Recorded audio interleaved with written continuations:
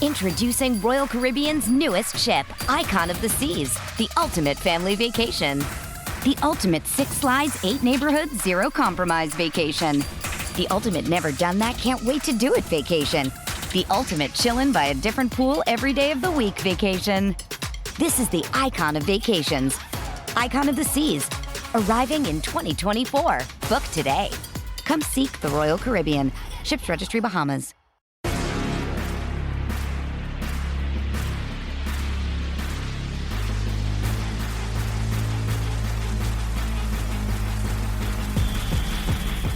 Welcome to Check My Oil. We're back. Presented by Missing the Point podcast. I am here with the two usual co-hosts of this uproarious, wonderful occasion that is talking about an upcoming UFC pay-per-view. I've got Ben Peak, former professional mixed martial artist and current asshole. I've got Matt Wilcox, former reformed professional gambler and now current professional gambler. I'm really happy to be here with you guys to talk about the upcoming UFC 289 card. We've got some good pay-per-views coming up to start the slate. It's going to be this one, headlined, of course, by the greatest women's MMA fighter of all time, Amanda Nunez, who has treated us to some spectacular knockouts in the women's division. Not common in the women's division, but it is common when Amanda's involved. So we'll get to her, but we're going to start, as we always do, with the pre-prelims. Ben, you're coming in live from fucking Dune right now, right? Today's the day that all of New York is bathed in blood, apparently. You can't even go outside without chewing the air. How is it there? Things are rough over here, Dave. Things aren't good, but we're getting by, minute by minute, hour by hour. Yeah. And I think it's actually getting worse minute by minute, hour by hour. Certainly. It's almost like the climate's changing or something. Someone should look into that. I'll tell you, I saw Matt's Instagram story, Matt, of this parish. I saw your Instagram story this morning. Very full-throated advocacy of traffic reform in Boston. Ben is surviving wildfire smoke in New York. I got to tell you guys, it's just a Tuesday here in sunny Los Angeles. Yeah, as it turns out, I'm to deal with one of Los Angeles's major downfalls. I mean, I'm not doing well with that at all. Yeah, no, this place is a fucking hellhole. All right, let's get in to these karate matches. The very first fight, and I gotta be honest, I didn't do a ton of phonetic reading up on what was going to happen to these names. So if I do butcher these names, I do apologize in advance. The apology is half-hearted. I don't feel that strongly about it, but if you need it, you have it now. Nelson versus Bilder.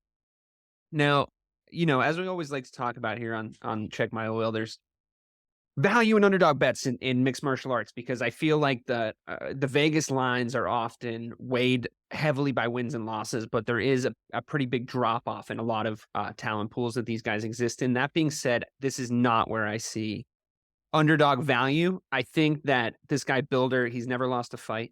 I knew his dad Bob, middle name but he's never lost a fight, and you know what? I did. And I think, oftentimes an undefeated guy comes into the UFC and he's still sort of an unknown quandary, right? Like it's difficult to assess whether or not that 8-0 is an inflated record like Khabib, or if it's like a really solid, sort of undefeated streak that this person is on. He's got gold in another division. So I think that, or in another promotion, I should say. So I think that should say something to you.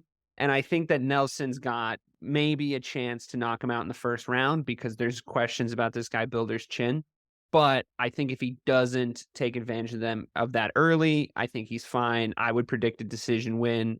I think this is a very early and easy way to anchor a parlay, Matt. Am I cray? No, I think what you're saying makes sense. Honestly, I know I've watched Bilder fight. I can't think of one time I've seen Nelson fight.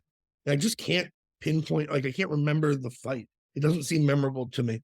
So what I did here in my evaluation is I looked these guys up and down, and I decided that Bilder has a really, really cool leg tattoo, but he stopped right on his foot, which kind of makes him a bitch. So I'm going to go Nelson. I'm going dog.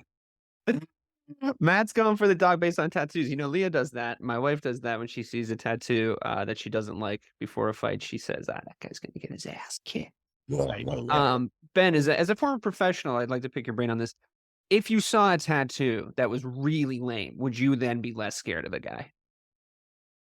No, I made that mistake early on, underestimating Oh God, he's actually got a story about this. I don't Yeah. believe it. About Oh my God. well, actually, you guys. So that this is when you guys will be able to recall my first ever opponent.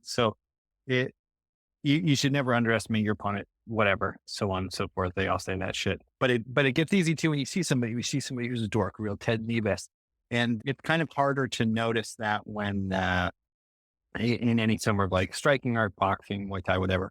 People become more hardened that way, and their face looks a little bit toughened up. But you guys were both at my first ever Naga competition, if you recall. And I got smoked. I got smoked by a Ted Neves. Like this absolute dork dude came in, like big, thick, heavy glasses, skinny looking, whatever guy. He was like, "Oh, I just lost my other division. Can I compete in this?" And he took me down and worked me immediately. I was like, "Shit, I was not expecting this." You can't, especially when it comes to MMA, when it comes to anything that's grappling, you don't get hardened the same way. You got to take it serious. You never know who it does. Yeah, they should think of some sort of like truism about that, maybe to do with literature, like don't judge a novel by its spine or something along those lines. I'll leave that to the professionals, but I think I think that there's no way to really judge it. I mean, like look at those memes about like Justin Gaethje. Like there's a goofy picture of Justin Gaethje rolling around where he's got like glasses on and he's got like a goofy smile. It's like, how do I explain to my friends that don't watch MMA that this guy is like one of the best fighters on the planet, right?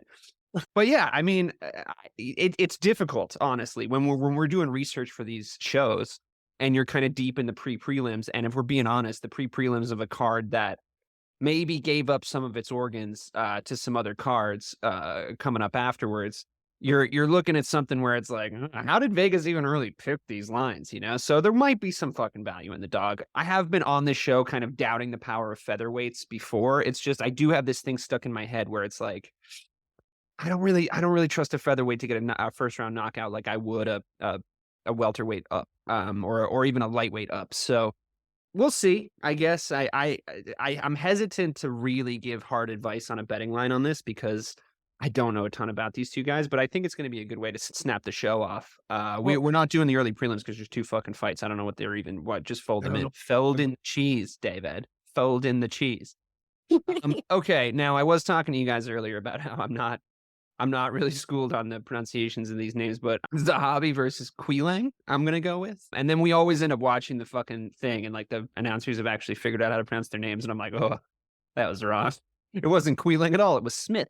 But I think this is a weird one for me. Matt, I'll start with you. This is a pick'em on odds. I think it's a pick'em from the eye test. Again, they're bantamweights. They're lower down on this prelim card. I'm not 100% sure I would bet on this. I think this has stay away written all over it. I don't really know what Zahabi is because he's like looking at his kind of activity or lack thereof over the last few years. He hasn't really been a consistent fighter. The UFC probably still sees something in him, or maybe they're keeping him to sort of fill out the roster, keep it deep. I'm not privy to Dana White's decisions on these things, like who gets cut, who doesn't. Sometimes it feels like he's cutting really good talent. Sometimes it feels like he's keeping tin cans, and maybe that's a matchmaking thing in order to like get guys wins. I don't know, but he's fought some guys. He's fought Draco Rodriguez. He's fought Ricky Torquois, and I think that like he's a guy that seems to be able to move into decent competition. But on the topic of like things that shouldn't matter but do, the guy who he's fighting's nickname is the Mongolian Murderer. I would have a tough time betting against guy.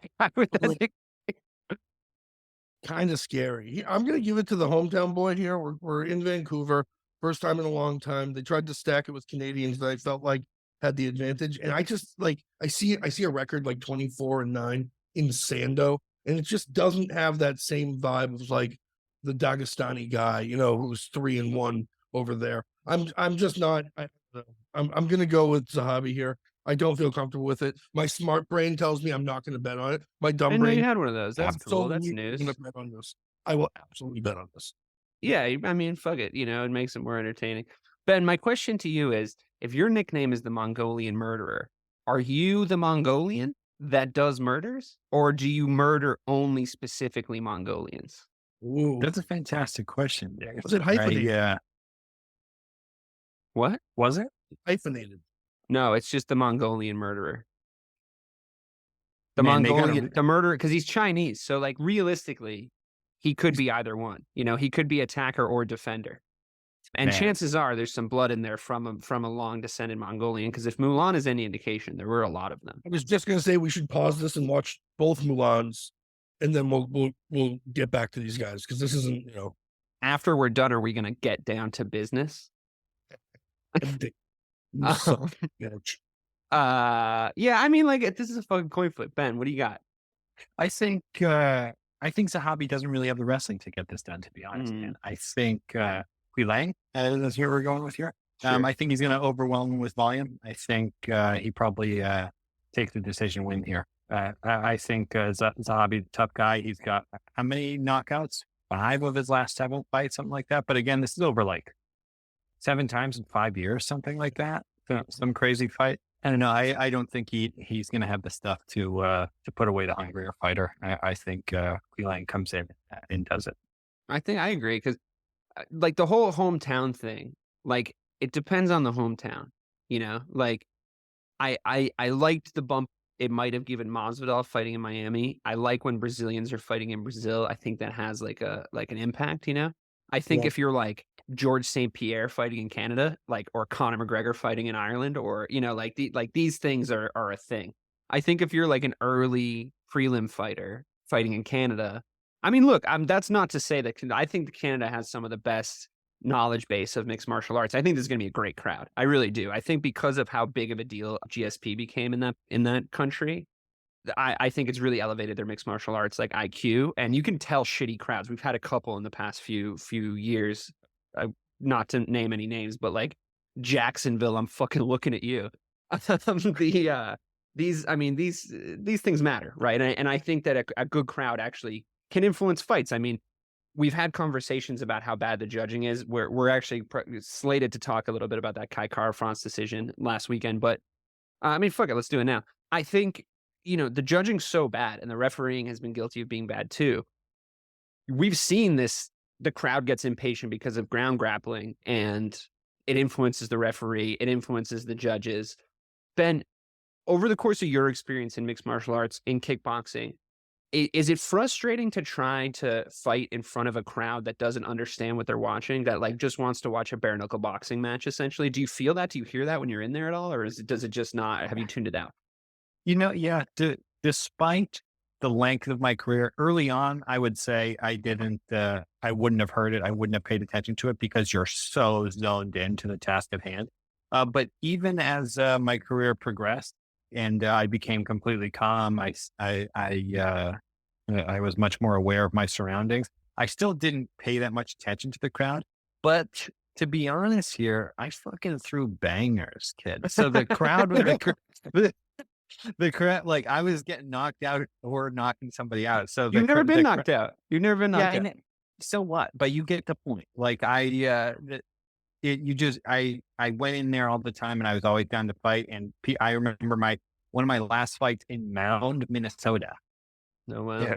Yeah, Mound, Minnesota. The only thing I had to eat when I was waiting in waves, I hated this. Where I was sitting in this fucking in this hotel in Mound, Minnesota, eating a can of sardines and an avocado. That's all I had before the weigh-in. It was awful, and I was sitting in the room by myself, wondering, when are you gonna give it up, dude? Like, what? Like, haven't we had enough of that? Nobody's even it's just too bad that was at the end of your movie, like at the start of Creed when he's fighting in Mexico, like fighting, and it's just like, all right, well, at least it's the first 15 minutes of the movie. It sucks when it's the third act and you're eating sardines in a hotel. Yeah, dude, sardines and I was like, nobody you even know is going to be here. What are you doing? And but the crowd really had no clue. The other fighters who were on that card had no freaking clue what they were talking about. Oh man, I still have some of them on Snapchat. Shout out to them out in South Dakota. This one kid, I don't mean to get sidetracked here. This one fucking kid came up to me after weigh-ins, me and my friend Brandall, who was also fighting on the card. And he was from South Dakota. This kid was probably 16 or 17 years old, looked like an absolute little boy. and just talked with a lot of confidence, whatever. I was like, all right, I'll give you the time of day. And he's a roughneck, this 16-year-old kid working on oil rigs and shit already. And he was fighting on this card, but he, for all his toughness, absolute total dipshit dumbass, if you can imagine. And, the whole card kind of had an air of that, of people who have only watched it on TV. But man, I went out there and I fucking threw down. I said, "This is how you do it, Mound, Minnesota." And and honestly, the crowd was losing. So I never had that problem because I threw these bombs, and you can quote me. I think there's something to be said for Ben's experiences in these great places. I feel like I want to sit down with a tape recorder one day and just figure out like a great script that I could put together of like these movies. I already have the character of the 16-year-old in my head, like talking to you about fucking his sister, being like, "Why go down the road when you go down the hall, buddy?" Like I can just see it. Dude. And I followed that kid on Snapchat for quite a while after that, and just seeing his stories of meeting that kid, seeing him fight. He was actually very tough. And then seeing him on like out in the middle of nowhere on this oil rig, fucking huffing it at such a young age. Like, it's a big world out there, man. You get a lot of idiots, and they all fight. They all fight. Matt, what are your feelings on the current process of digging for oil in South Dakota? I mean, sorry, what are your feelings on the judges from last week's event? Because I honestly turned it off. The fight ended. I watched the main event. It was an okay card. It wasn't anything spectacular, but it was free. I watched the card. I watched the main event, and I was like, okay, Kai Kara-France won that, and I turned it off, and I went to bed, or I started getting ready for bed, and the wife comes in and is like, "He lost." I was like, "Wait, what?" Like that's how sure I was that he'd won. So what? Like, can you just talk for a minute to me about like how it makes sense that we're still using boxing scoring? How, like, why? Like this is somebody's fucking bag, dude. This is somebody's money. Like you're fucking with his career, his rankings, he said this after the fact, his rankings, his bank account. Like I would be fucking furious. You know, I would need to call customer service. $100,000. That's how much Kai Kara lost on that. Come on, man. So I'm going to be honest. I want to be completely transparent here. I do have a bias thing going on here because I kind of destroyed that card. I kind of bet every fight on a hunch and a whim, and won almost every fight except for one. So I took all my winnings and put it on Kai Kara because obviously France is going to win.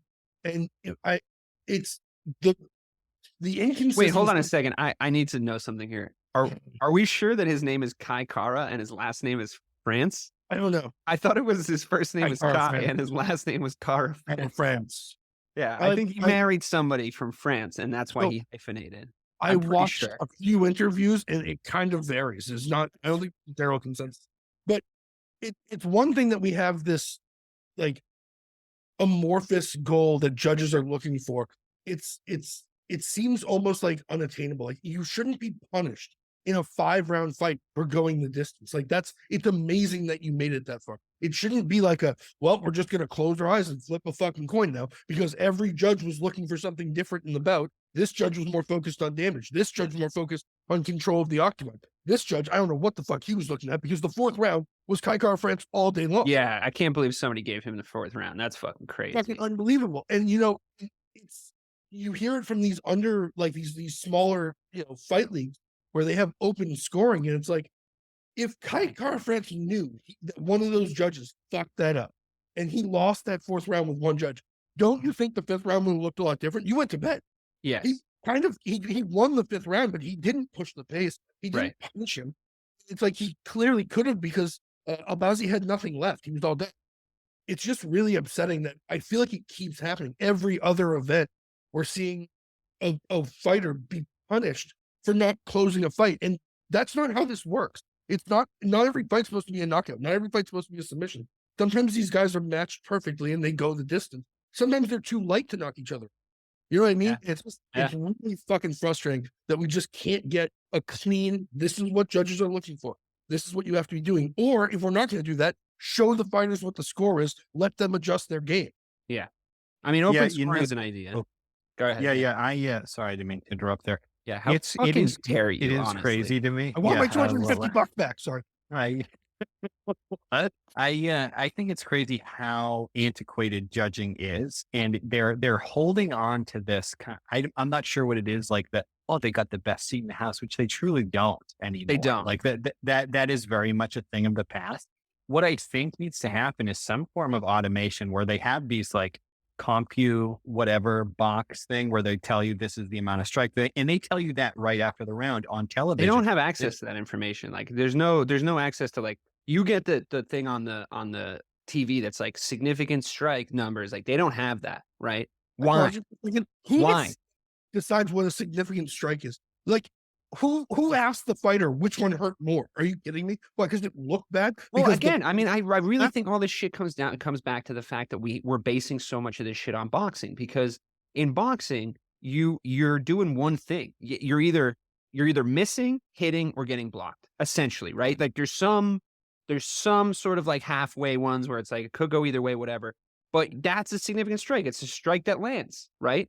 Now, in this sport, and the other thing, to go back to the boxing thing, the other thing is you got 12, 15, 10, 12, 15 rounds to judge on, right? So you're going, he got this. It makes sense to go round by round because you're going, he got this, he got this, he got this. In MMA, you got 3 or 5 fucking rounds, right? 3 rounds. Eliminate round scoring would be my first thing to do.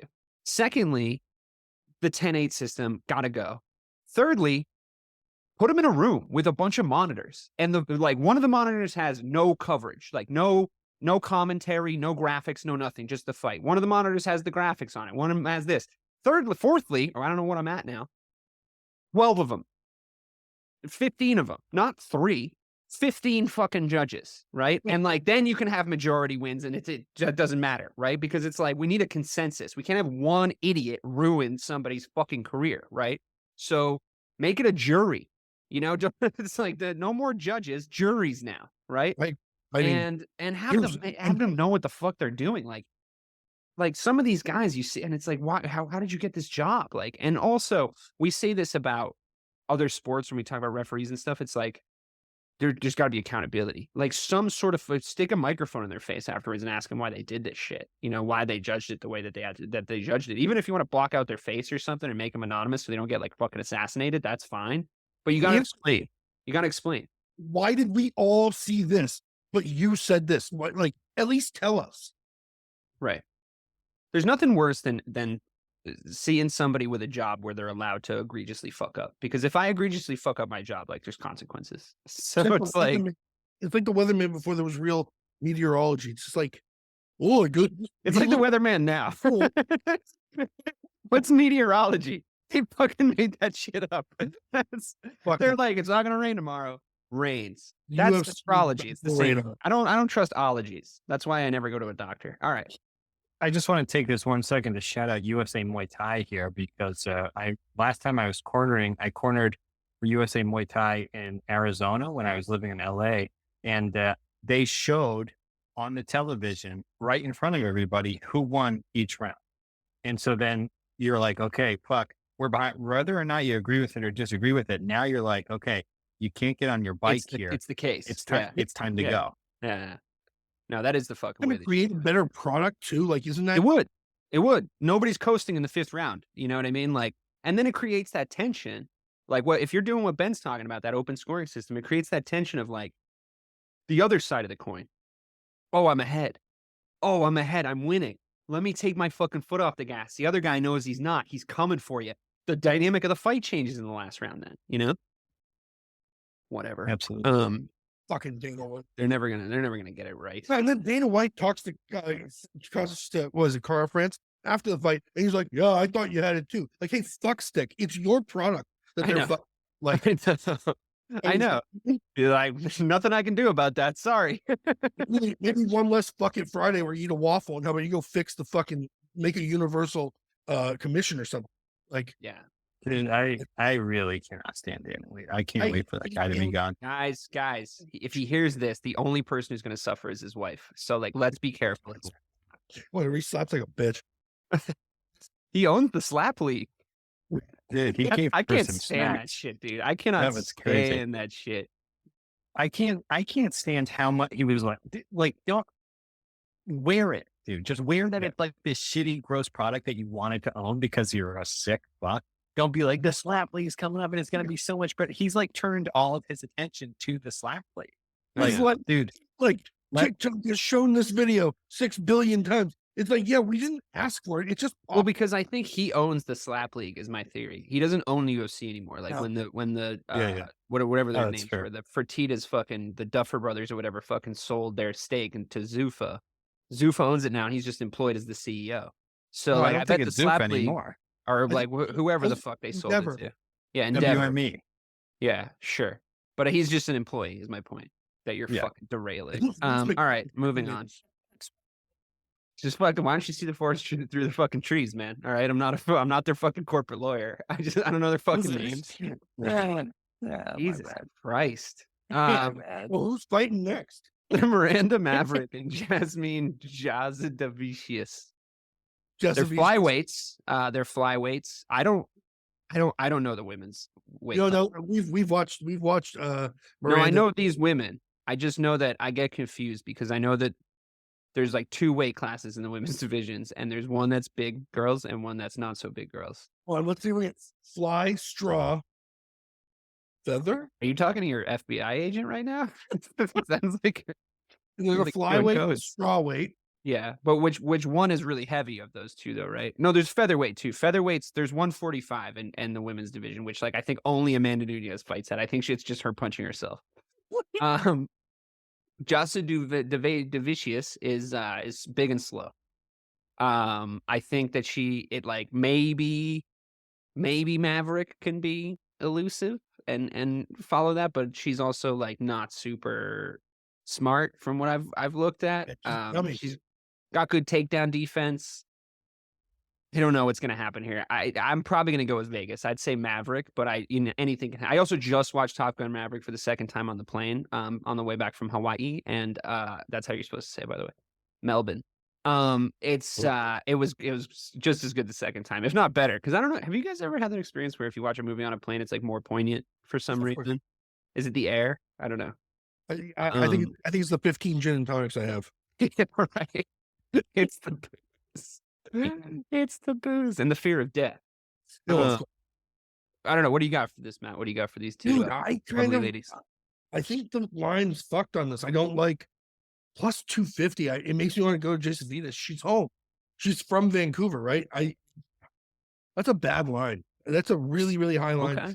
Might throw if I lose the first couple of fights. This is one of those where even though I think Maverick's a better fighter, I would probably throw a little bit of money and try and make some back on Jasudavicius. You're just making up names now. It's English. Jasudavicius. Just sure. Ben, Weigh in Fuck. here, man. You know more Brazilians than we do. Yeah. Well, I don't know how to say the names. But I think this is a pretty bad matchup for Jasudavicius. And God, we're dicks. yeah. I just think to your point, I think she's too big and slow. I think she won't be able to keep up with Maverick on the feet. Well, you know, and, Maverick's built for speed, baby. That's right, baby. And I think she's just completely outclassed with her wrestling ability. I think we see Maverick take this to a decision win. Oh, a decision win on a female fight. Really brave. Whoa, man. whoa, Really whoa. brave. Yeah. No, I know I'm stepping out here, but I feel good about this. 2 female fighters go to a decision in an unprecedented turn of events. A turn up for the books. I would go so far as to say 13 total punches landed. 57 take defended. this is the one where they're gonna go back into the archives if we ever. But get you know what? This At is least good. they're Oh, having boy. fun for the shitty card that they put on. I Come know. on. We're just But- I'm to 290, folks. That's all we're but- doing.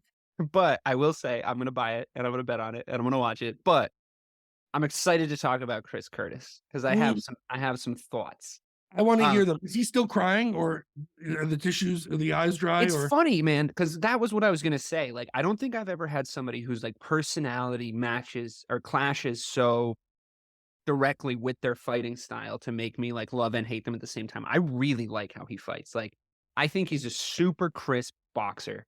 I think it's fewer and farther between than you would imagine in the UFC for guys to be able to make reads across a fight at his level. Like, he starts to figure shit out in like mid-fight that it's very impressive. And I feel like there should be more guys that are able to do that. I mean, I'll let Ben speak on that after, but I think that like now I do think he's going to lose this fight to Imavov. I do, because I think that he's able to sort of figure out volume guys, because like they throw a lot of punches, and Imavov is like a very selective, like snipery type of striker. I Are they also think fighting at Chris catchweight? Curtis. What's that? Are they fighting at catchweight? Middleweights. I thought they both weighed in at 185. I thought. Okay, sorry. Go on. But yeah, just like fucking ruin the podcast, man. I don't know. Like, what the fuck? Just kidding, everybody. We have fun here. No, my point is, I think he's getting too good at losing. You know, I think he's on a little bit of like a snowball effect of losing. I thought he beat Kevin Gastelum. I was a little biased because I bet on him, but I really did think he beat Kevin Gastelum. I thought that it was clear that he won that fight, and you know, we've done our conversation about judging already, but I think Imavov's too much for him. I don't think there's any value in an underdog bet for Curtis. I think that his strengths are gonna be canceled out by Imavov's strengths, like making those reads, like I said. But I do think he's a really crisp boxer. He's an asshole, and he's like, you know, his best friend is Sean Strickland, who is a fucking asshole. So it's like the fucking asshole brigade over there. It's like the fucking third Ghostbusters movie over there. But like you know, I still do like watching him. So my point overall being that I do still think he's going to lose. Ben, your ability to make reads during a fight was always really good. I thought your like adjustment ability was always one of the best things about your fight style. You got to be somewhat of a smart guy to be able to do that, right? Like you're not just like a face fighter or fighting on instinct to go in there. I'm not sure how smart of a guy Chris Curtis is. He's not an idiot, but is that a quality that you like when you see it in other fighters? And do you agree with me about him? I think it's one of the most important things that you can have as a fighter is your ability to adapt. So many guys that you see end up coming in with a solid game plan. They've got a coach known for a game plan, so on and so forth. It doesn't work, and then they're just stuck with it. Yeah, or they don't know what else to do, which I think we saw happen with Imavov against Strickland. He really did run out of ideas against him, and I think he ended up just kind of hunting for the knockout for the majority of that fight. I think your ability to read the fight, see what your opponent has brought, what new tricks, what new habits they picked up, and execute on that. I think that separates head and shoulders the best guys from the worst guys. Because of that, I think in a case like this, Curtis would win here. I'd like to see him win. I think he starts slow, and that may be a problem for him against somebody like Imavov. But that's why he starts slow, right? I think he has a reliance on his ability to sort of not get knocked out and stay in a fight and sort of make these reads, right? And I just don't think Imavov's going to give him that. Is my just take on it. Yeah, I mean, I guess we'll see. I think you're wrong, so fuck you. Matt, any value in this plus 125 as at the time of recording for Chris Curtis, Action Man Curtis? Here's a couple of things. One, I think that we saw Imavov literally run out of ideas for Strickland after Strickland has just come off of like a really embarrassing loss. And we all hate Strickland. So in turn, we don't love Curtis. I love watching Chris Curtis fight. I do agree that he got robbed in the Gastelum fight. Like he took an illegal shot that completely changed the whole face. Yeah, the headbutt, the clash of heads. That's what I was trying to remember. Something happened. Clash of heads, right? And it didn't get called, which is that's just a failure by the fucking referee. Also, why can't we just use instant replay? Like somebody just sitting in a booth going like, hang on a second, they clashed heads. Just fucking pause the fight for a second. What's the big deal? There's 600 fucking cameras. We all saw it. Why can't we just? It's fine. I'm fine. Here's my thing though. Curtis really went on a tear. He pretty much cried his little eyes out about that result. For a complete, he does have weirdly little eyes. He does have very little eyes. If I'm Chris Curtis and I think he's an immensely talented fighter, and I'm gonna react like that to a fight that I lost, and I'm coming out, he better fucking win this fight. You do not act like that and then come and get embarrassed. But I don't think he's that dude. You don't think he's that dude? I don't think he's that dude. This is gonna be one, bud. I I can't. mean, wait. we've been having is he that dude conversations obviously for the past few months because of the Celtics. Oh yeah. And like the obvious the obvious answer that we got there. But Not- I don't know. We'll see. I do agree though. I think this is kind of a make or break for Curtis. Maybe not so much for Imavov. I think that like the way Curtis positions himself within the organization, if he gets beat here, it's bad. I think Imavov can like hang around and be a guy that fights a decent up and coming middleweights for a while. I don't see him ever getting a real title shot at this weight class. Because look who's at the top of it. I don't see it. But yeah. And so the fans know, this is one of those fights where me and Dave are on opposite ends of a close one.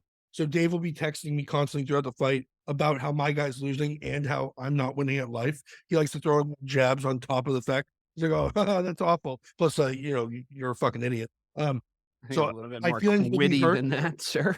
Yeah. I don't respond because I'm not as good at it. So I'm really getting voting for Curtis here. I feel like Chris Curtis is built like a welterweight too. Did he ever fight a welterweight? I feel like he's built like one. He should just fight. So I have Imavov weighing in at 194 on my phone. Oh, are they really fighting at catchweight? Or no, I'm not sure. I didn't say so. But they haven't done the weigh-ins yet. It's fucking. They haven't done the weigh-ins. But what are you talking about? See, you really are an idiot. This is what I'm talking about. Jesus fucking Christ. He's got you down to a T, bud. Verbal. See, I'm already being. Wait, what are you talking about? Did he tweet about weighing on his bathroom scale today? What the fuck? Oh, ESPN has him at 194. ESPN has him at 194. Like walking around? What does that have to do with anything? Oh, no, they don't know what they were walking around at. I don't know. He's gonna like sweat a little and take a few shits. He'll weigh in 185 on Friday. Anyway, whatever. It doesn't matter. I'm angry. Marc-André Barriault, who sounds like he should be an F1 driver. Barriault.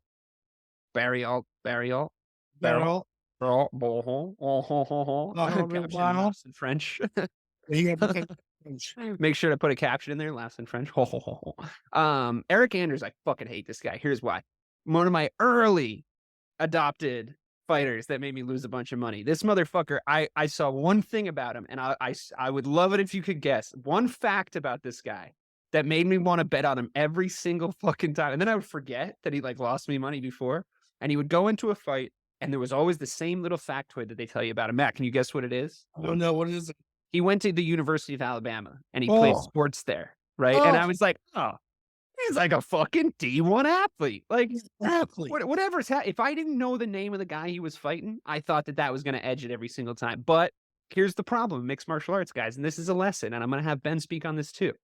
Our other friend, Alex, we would always argue. He would say the stupidest shit. He'd be like, oh, if Ray Lewis went in there just on athleticism, even if he didn't know what he was doing, just on athleticism, he would win a fight with any of the best guys at his weight. It's completely fucking ludicrous, right? It's absurd. We just saw this true Geordie guy, who's admittedly a big dude, talking about how he's got so much weight on Conor McGregor that he would just like pick him up and throw him. And it's like, dude, I'm sorry. Like, you don't like Conor McGregor. Cool. Like, lots of people don't. Like, he weighs a lot less than you. I agree. He will choke you unconscious. Like, there's no question about it, right? He's practiced at this. The problem is, I've noticed, if you're really athletic, you rely on that. And if you rely on that, right, because it's your instinct, you've been doing it your whole life. You've been faster, stronger, bigger, whatever it is. You put yourself in a position where you're like, I'll just explode out of this, right? Everybody's got a limited reserve of energy, first of all. Secondly, that's a really good way to hurt yourself. And thirdly, if you're doing it the wrong way, the guy on top of you knows that, he's just going to keep you there or fucking put you to sleep or whatever happens in the given situation. So, Ben, you were athletic, right? You were an athletic fighter. You're explosive. But I don't know if that was ever really what you relied on, right? It's not like you came from a background of playing fucking football at like a really high level or something. It was like you had strength and speed and size and stuff, but I'm sure you came up against guys, at least in the gym, that were like, I'm fucking strong. And I would just love to hear how that goes.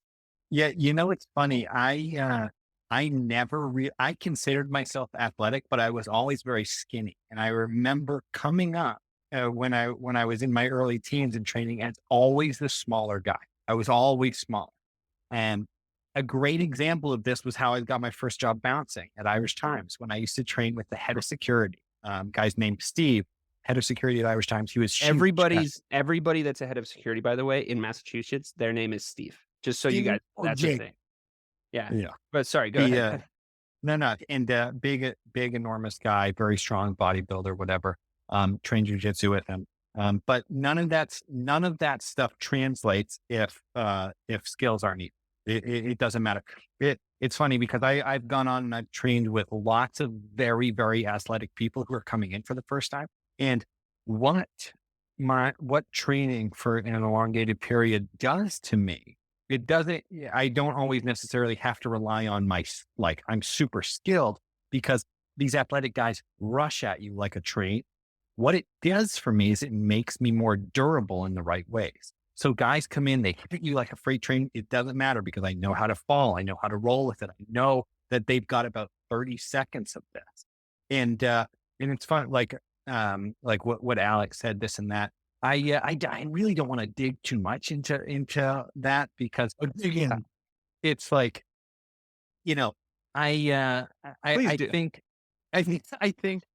I think that, you get a mixed bag of guys who know that they're athletic, but they're not assholes about it. But then you get an even larger bag of people who are athletic, bodybuilders, whatever, and they are assholes about it. So there have been so many times throughout my career where I've seen these huge guys come in. I remember every time I tell a story like this, I think about this guy who came in and literally said he was undefeated in street fights. The stupid fucking thing that somebody says in a gym. And you could just watch him move.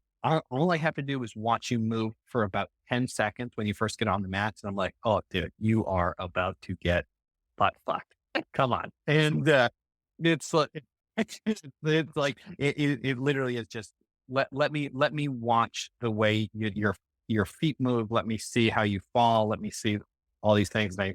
And no, being athletic, if the skill is equal, a big, strong, athletic person, that's going to be very important. And it does then translate, but you have to be able to apply the skill with that strength. You can't just run at somebody with all your size and strength and think that you're going to knock them, hold them down, because that's what you end up seeing with a lot of these guys is they bum rush you. They try to push you up against a corner or something because they don't know what they're doing. I don't know what they're doing. I'm like, what the fuck are we doing here? Like, where does this go next? But nothing comes of it. I'm durable in that situation. I can hold your weight here. I'm just going to wait for you to make a stupid fucking mistake. I'm going to trip you. None of that stuff ever translates if there is no skill. Sorry, that's it.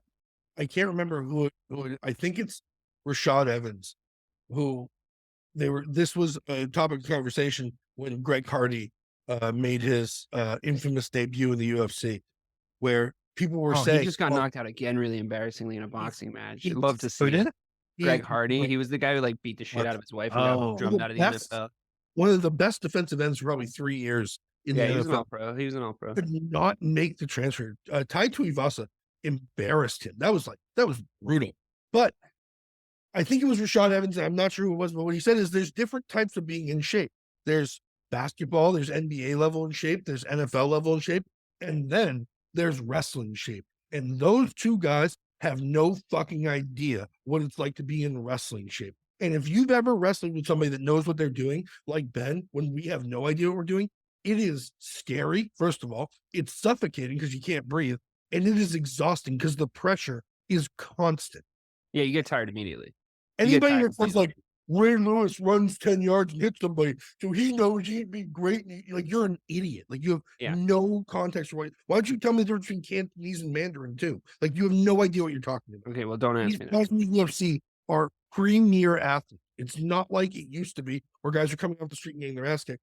They're premier athletes. Their endurance is high.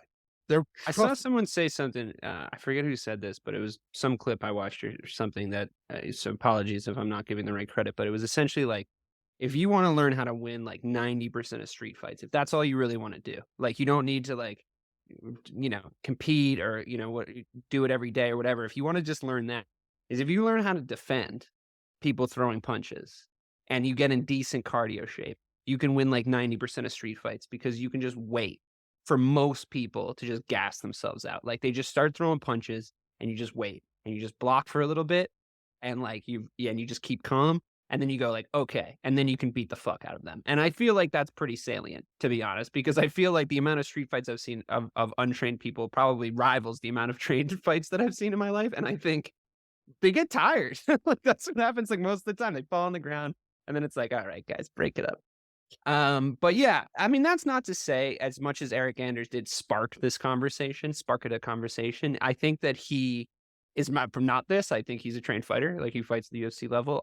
But I do think Barriault's going to beat him. I think he's more complete. I like his resume more.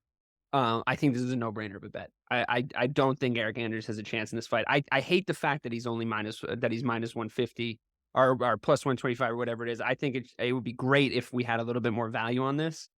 But yeah, unless anybody thinks differently, I'm gonna move on to Dan Ige and Nate Landwehr. Maybe even go with him to finish it before it ends. Maybe. Ah, man, you're gonna give me a fucking method of victory bet to bet and lose immediately. Dan Ige, he's a weird guy. You know, he lost 3 straight. Then he fucking knocked Damon Jackson unconscious. I think he's got a hell of a punch in him. I think he's a good fighter, but he's maybe a good fighter from a bygone era. I like him. I think he's probably going to win this fight, but if there's any value in any underdog bet so far, I think it's Landwehr. Matt? I completely agree. Nate Landwehr, anyone's ever watched him fight or heard him speak, he's one of the dumbest fighters in the UFC. But man, oh man, he's an excellent, excellent wrestler. He's really, really good at jiu-jitsu. So if Ige doesn't take him down, or I'm sorry, if Landwehr takes him down, it's going to be a real problem. Ben? Yeah, I'm going with Dan Ige on this one just because he's been around for a long time. I like him. He's been in some wars. I think to your point, maybe he's just not going to be here for much longer. Part of an older class of fighters, but I think it'll be exciting regardless. So I wish you the best. There you go. That's nice. We'll send that his way. But I do think there's some value in this bet, but it's a hard one to kind of analyze, to be honest. But we'll see. Oh my God, the next guy's name is Mike Mallet. Dude, I was gonna bring it up. I was gonna bring it up. Stop. Pretend like we didn't just cut this part because I got a whole thing. I'm not gonna cut this. Go ahead, do your whole thing. I thought of this too. I have a whole thing too. You go first. It's just, we're on home court, it's like where he went to high school, right? I really have this strong feeling that Mike Mallet is going to get some serious redemption here from the home crowd. I think he's going to right a wrong. I think he's going to survive. I think he's going to thrive here. I think he's going to live. And I'm going to put a massive bet on Mike Mallet to not get knocked out here. Okay, you know what? I'm just going to tell the story. So we're in high school. No. We're in high school. Right? As you're treating, I'd say no. Please don't. No, I'm telling it. The listeners are very confused. I got to give them context.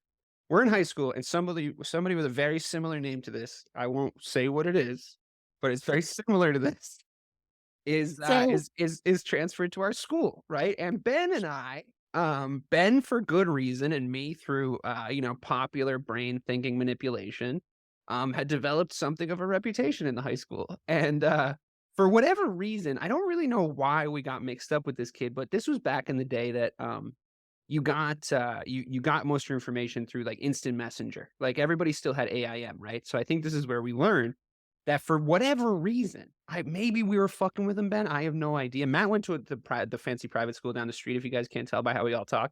But he went to the fancy private school down the street. Me and Ben were in the fucking public school jungle. And we got a message from someone. We got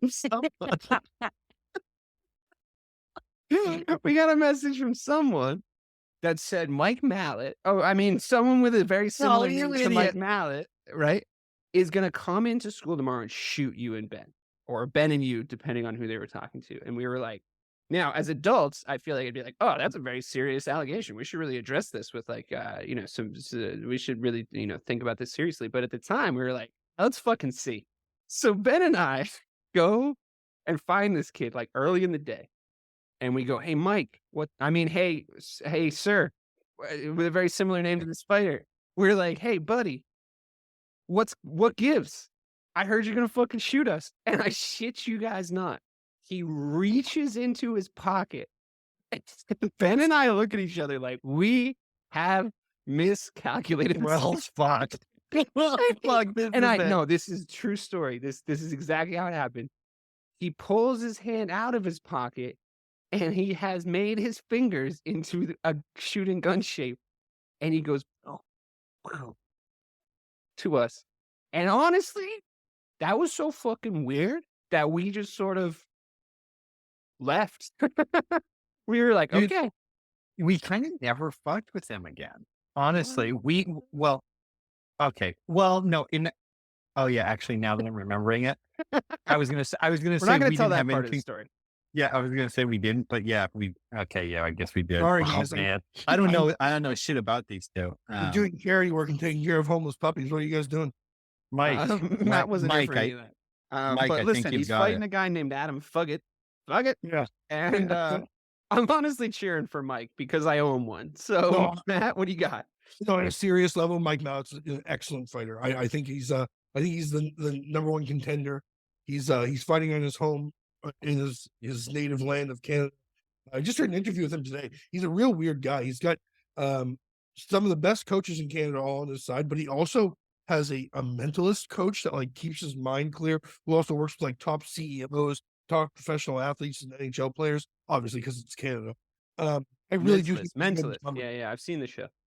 and you know what? I haven't, but I really do think Mike Mount's gonna really take this one home.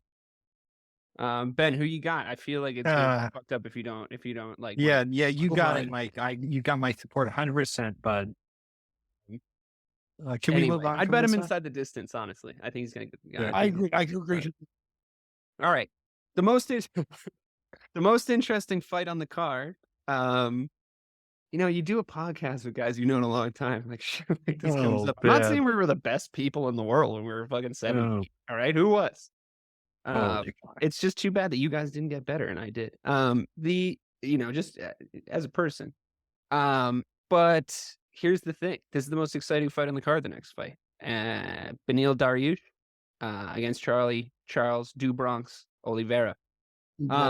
Oliveira has a rabid fan base at this point. I think his rise, his streak, the kind of guys that he fought, and the ways that he put them away, like all these kind of Babe Ruth, let him throw 2 strikes before I crack one out of the fucking park moves that he was doing, where you just couldn't, like, he had that dog in him, and it's like, then you start reading about like how they train down there, and like, you see the video of what his favela look like when he was a kid and all this shit. And it's like, what's not to like? What's not to like about him, right? I think the performance against Islam was like so disappointing though, that it really did kill his stock in a way that like, it was surprising to me considering how high the stock was. It's weird he didn't get the immediate rematch, but it was a pretty definitive loss. I think that's probably why. I think that is pretty usually why the UFC does this, but I think this is a chance of redemption because he does fight killers, and Dariush is a fucking killer. Like, he is a certified fucking killer. He's really good. His last fight was a really good knockout. I do forget he exists a lot because he kind of reminds me of like a history teacher or something. And I there's something about him as a person that is like incredibly unmemorable. I'm not really sure why, and it's not fair. But he really does look like he just parked his like Ford Focus in the faculty parking lot, and he's walking in and he's going to teach you about biology. And I just like, I don't know. I know he's a dangerous man, but I got to bet Oliveira on this one.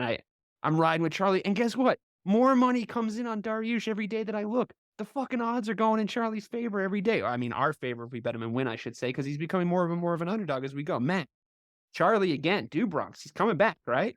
Dude, I have to 100% agree with you. I think so relieved. it's so weird because Dariush is such a good fighter, but he just gets overlooked so easily. And Charles Oliveira was just asked about his last fight against Islam, and he said he didn't even rewatch it because that wasn't him in the ring. And what we said after that, no, it was him. We should tell him. Yeah, I understand. There's video. That lost in translation thing. He's like, I wasn't in there. I never lost. Wasn't even me. It was the Oliveira that like lost 9 fights. It was like the old Charles Oliveira before he figured out his game. It was really awful. Yeah. I am pretty positive here that if Charles doesn't just try and stand and bang with Dariush, if he does what he knows, what we all know he can do, which is get the rear naked choke in, that Charles is going to be right back in the spot where he deserves, which is a number one contender spot. I mean, look at his resume. I mean, it's unbelievable. Dustin Poirier, like that was the best night. We had so much fun watching that fight. That was amazing. Yeah. I really, really love Charles Oliveira. I hope he fixes it here. Ben, you got that shoot box theory though, right? Like you can't take that many punches. Like they hit each other too hard in training, and like, you know, that's why I think, not to guess what you're gonna say, but I was hearing your voice in my head when I was thinking about this fight today, where it's like, yeah, maybe that wasn't him, maybe that was a one-off, or maybe that chin finally just like fully gave way. You know, finally just like it's just that one fight where it's like it clicks and it's bad timing, but it is what it is. Is that fair? Yeah, I think you're spot on with that one, and and this is kind of in line with the theory that Matt's personal hero Donald Trump once brought up, that you no, Matt, it's just the outfit. That's why we thought that. I'm sorry. We know that you don't think that. Yeah, but Matt's personal. You hero, posted a Donald lot Trump, of stuff about golf today. You posted a lot of stuff about golf today. Like a lot of golf related stuff. There was a lot of golf news. Saudi Arabia is ruining the world. Well, if you're talking a lot about golf and a lot about Saudi Arabia, like you probably are a MAGA guy. Like that's usually. Just by the way, Trump's a huge fan of what happened, and here I am fucking posting. I see. As not a Donald Trump supporter, I wouldn't know what his feelings are on it either way. But I'm glad that we have you here to weigh in. Whoa. Yeah. So I didn't mean to start a whole thing there, but as Matt's personal hero Donald Trump once said, I would kiss his cornflakes. You only have like a certain amount of energy in your body or something like that. Once you expend it, it's gone or something. I think that lines up here. What Matt's personal hero Donald Trump has once said, that if you are in a shootbox academy, your chin, you can't heal your chin. Right. I mean, maybe if you're knocked out once, you really do need to take off a lot of time and come back. But if you're in there in the hard wars all the time, man, that drains you, and your longevity is certainly shortened. I don't know.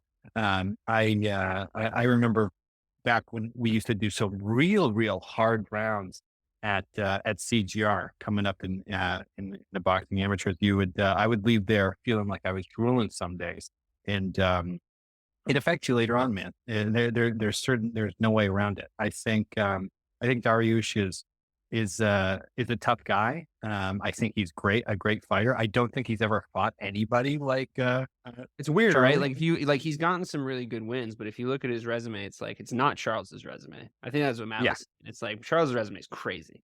Gates, Poirier, Chandler. Yeah. All right. Well, what's nice about what? Sorry. I hate Donald Trump. Yeah, no, we know. That was why. That's what comedy is, Matt. Yeah. But if you like Donald Trump, we wouldn't have been laughing. Guys know that when we put these podcasts out, TikTok loves to make fun of me. Let's just not open me up. No, it was just like that one video about Charles Oliveira. This is completely different. This is going to be a video about Charles Oliveira. It was about Charles Oliveira. But the really nice thing about this card is, and the fact that we're running a little long on time, is that Amanda Nunez is going to wipe the floor with the lady that she's fighting. And you don't think so, Matt? You don't think so? Well, no, Team Lobo. Give me another. Oh, somebody learned her name. That's great. It's gonna be a nice palate cleanser after the real main event. I will really appreciate it coming up as one more little bonus fight. But I don't have anything to say about it. I think it'd be really dumb to bet against Amanda in this fight. I'm gonna bet against Amanda. I don't think Amanda's hard saying anymore. I think she's all done. I think she wants to move on from the sport. She's completely wiped the slate clean with her boxing with her coaches. She's got a new boxing coach, a new wrestling coach. She's completely away from top team now. And Aldana's from this. I think she's still on the top team, Matt. Okay, I'm pretty sure she's still on the top team. No, she has none of their coaches anymore. Okay, you missed what I was trying to say there. That's looking at. Nice, Dave. Nice. Aldana's coming from. Did anyone think Grasso was going to take Shevchenko? No, same gym, same trainers. I really think we can see something here. I think we can see the end of Did you just say did anyone think Grasso was gonna beat Shevchenko when I fucking texted you guys and I was like, I have a hunch I should put all my winnings on Grasso, and you talked me out of it, and then she fucking won. Yeah, I fucking did. Yeah. All right. I think she would. That was well, in that case. All right, gentlemen. Well, this has been a lot of fun. We've laughed, we've cried, we've reminisced about our time together as young, pubescent stallions rollicking through the fields of our youth.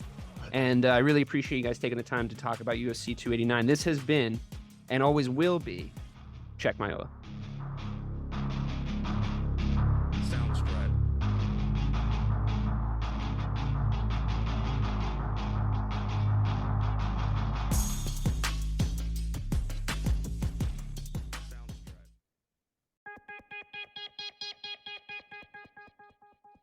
Step inside the marketing mirror to uncover marketing secrets, discover gems, tactics, lessons, and campaigns you can use, next gen or fundamentals. Grab the marketing magic to improve your marketing and win more business.